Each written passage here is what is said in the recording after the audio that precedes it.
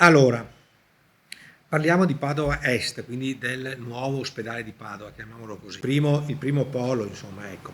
Ad oggi siamo arrivati al punto che abbiamo potuto sviluppare appunto la gara per la progettazione della fattibilità tecnica ed economica.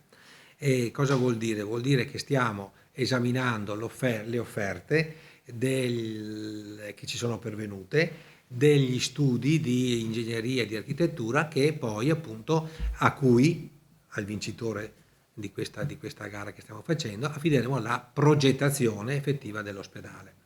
Noi chiaramente abbiamo dato dei numeri, no? Diamo dei numeri su quello che sarà appunto l'ospedale, quindi diremo che c'è 1 migliaio di posti letto, eccetera, adesso li vedremo appunto insieme.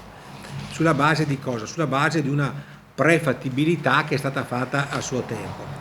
Allora, si tratta di un'idea progettuale di 590 milioni di euro circa, no? 482 di opere e impianti e 109 di attrezzature.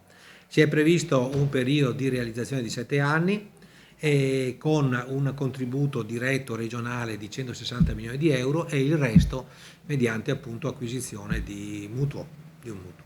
È un ospedale con 1 migliaio di posti letto, no? 160 milioni li mette la regione, gli altri Si accende un mutuo sempre attraverso la regione chiaramente, insomma, ma 160 milioni sono offerte, sono soldi già in cassa, voglio dire, no?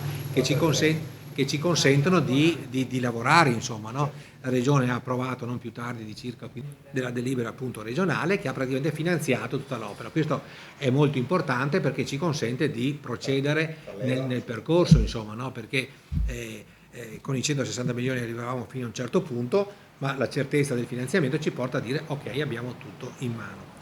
Allora, i tempi sono questi. Noi pensiamo entro il 2022 di approvare il progetto di fattibilità tecnico ed economica, cioè una volta definito lo studio di architettura e di ingegneria che svilupperà il progetto, noi contiamo di avere in mano questo progetto, che è un progetto preliminare, non so come se siete abituati a ragionare con i termini di una volta, questo è il progetto preliminare, che si chiama progetto di fattibilità tecnica ed economica in termini, come dire, tecnici attualmente.